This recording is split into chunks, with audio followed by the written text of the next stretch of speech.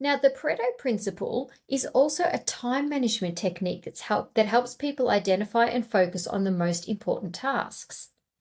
The principle suggests, as I said, that 20% of your effort will produce 80% of results. So here's how to use the Pareto Principle to manage your time. Hello and welcome to Habit Nerd, a podcast show that knows that few things can have a more powerful impact on your life than improving your daily systems, habits, and mindset. I'm your host, Dr. Bree Hurn, a multi-passionate researcher, lecturer, speaker, and coach. Once a perfectionist who was always busy but not necessarily effective, I overcame illness and burnout and am now obsessed with sharing the science and systems for working with efficiency and habits for abundant health in your mind and your body. Each week, my guests and I share stories and lessons backed by research.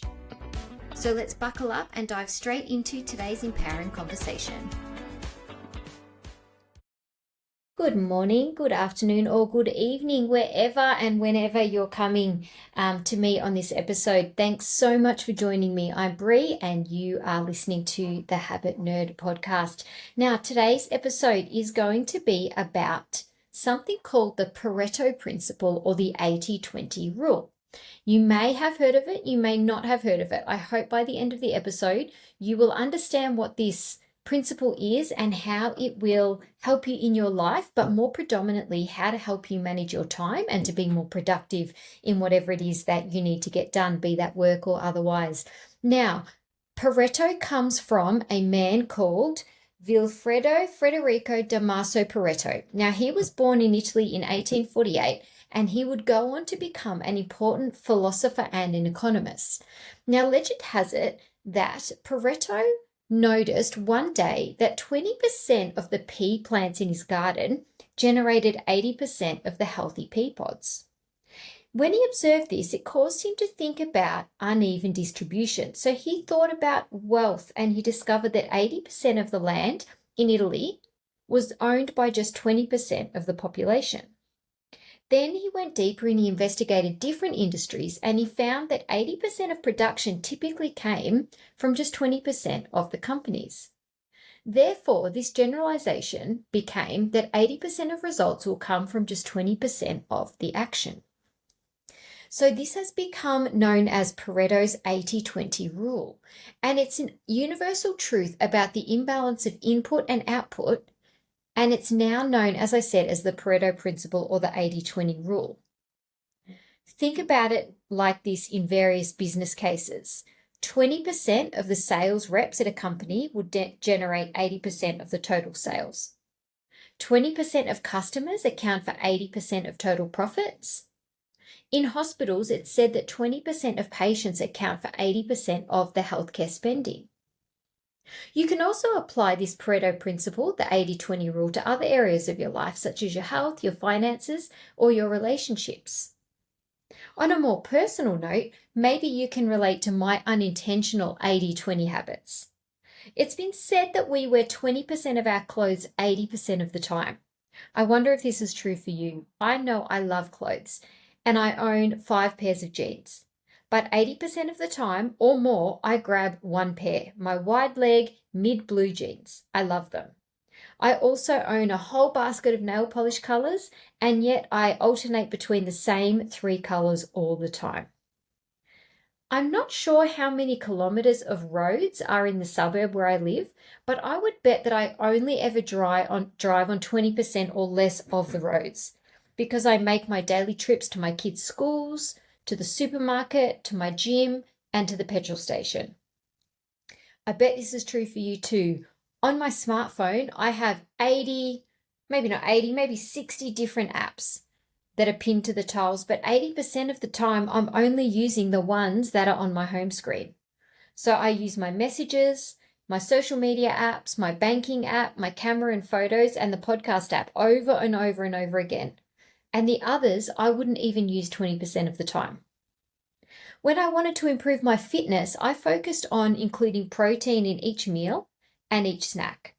This one thing, so you could call it the 20%, paid dividends for having more energy so that I was able to exercise for longer and more often.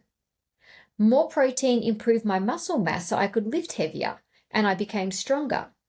More protein improved my sleep and it reduced my hunger, so therefore it reduced the need for unhealthy snacking.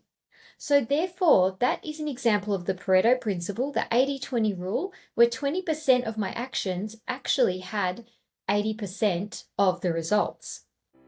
Hi everyone, I do hope you're enjoying The Habit Nerd. Now, whilst I love sharing research-informed, tried and tested habits for work, health and mindset on this podcast, you might not know that I am also a keynote speaker and I facilitate workshops. Now, I have opened up a limited amount of dates just in the first half of 2025 so that your organisation or event can engage me, the Habit Nerd. We can work together to refine the message just for your context, but I can use the principles of behavioural science and organisational psychology to create and sustain positive habits and cover things like task prioritisation, calendar management, hybrid work practices, managing email, and productivity habits, just to name a few. I can also help you with which habits have the most comprehensive impact across your life, work and learning habits, habits to create and maintain physical health, and mental health habits to thrive in a busy life. So if a warm, engaging presentation or workshop dripping in practical strategies and propped up by credible research sounds like something you or your organisation could really do with, then go to The Habit Nerd on Instagram. Let's work together to create some really great habits. Now, the Pareto Principle is also a time management technique that helps people identify and focus on the most important tasks. The principle suggests, as I said, that 20% of your effort will produce 80% of results. So here's how to use the Pareto Principle to manage your time. The first thing to do is to identify the most important tasks. If you're up for it, write down everything that you have done at work, say in the last quarter. So all of your responsibilities, everything that's in your role description, everything that you spend your time doing. Then put a circle around the ones that have contributed most to your achievements. So they have contributed most to your output, to your impact, to your remuneration, to your building of relationships, to your networking, to your ability to get promoted. There would only be a few. Kate Northrup, who's the author of Do Less, calls these things the vital few. Circle what those are and then focus on those tasks. Prioritize the tasks that have the most impact and allocate your time and your resources to them. If you can, try and outsource or delegate the things on your list that aren't paying dividends, that are not part of the 80% results that you are getting from the 20% of the tasks. And then once you've achieved these most important tasks, you can move on to the next set of goals. Now, the benefits at work of using this Pareto Principle are that your productivity will increase because by focusing on the most important tasks, you're able to achieve more in less time. It leads to improved efficiency because by prioritizing your tasks, you can allocate your time and your resources more efficiently. And it will lead to better results because by focusing on the activities that yield the most effective outcomes, you can achieve better results. Now, in the research into the productivity habits of high achievers, Forbes have collated insights from hundreds of self-made millionaires and even Olympic athletes. So for these people, it's been found that handling every task that gets thrown their way, or even every task that they would like to handle, is simply impossible. These high achievers use the Pareto Principle to help them determine what is of vital importance, then they delegate the rest or they simply let it go. So you might be thinking in your particular situation how you might use the Pareto Principle to gain more time in your own life. You are surely faced with the constant challenge of limited resources. It's not just your time you need to maximize, but also your entire team's time if you work on a team. So instead of trying to do the impossible, the Pareto approach is to truly understand which projects are most important. What are the most important goals of your organization or your boss? And which specific tasks do you need to focus on to align with those goals?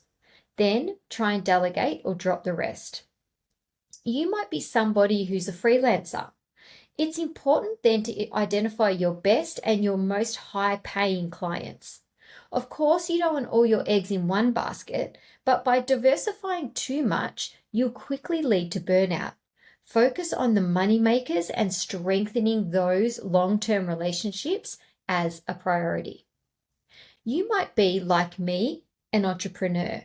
The temptation always exists, and I certainly know this to be true, to try new and exciting things. It's the shiny disco ball theory. We risk our attention going wherever something new and shiny comes up. And while there's nothing inherently wrong with that, it does boil down to your goals. Are you trying to grow your current business? Would an 80-20 mindset help you stay focused on your strategic plan and spend less time chasing endless new opportunities and spreading yourself too thin? No matter what your situation, it is important to remember that there are only so many minutes in an hour, hours in a day, and days in a week.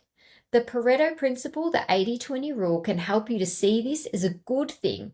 Otherwise, you would be a slave to your never-ending list of things to do. So, I wonder, what 20% of your work drives 80% of your outcomes? I cannot wait to hear if you give the Pareto Principle a go in an area of your life, or your health, or your wardrobe, or your work. Let me know how it goes over at The Habit Nerd on Instagram, and I look forward to connecting with you in our next episode. Thank you for tuning into this episode of The Habit Nerd. I hope you found some new inspiration, learned something new, or gained a fresh perspective. If you did enjoy the episode, I would be really grateful if you could please leave a 5-star review, as it helps the show get in the ears of new listeners, plus it should only take you 5 seconds.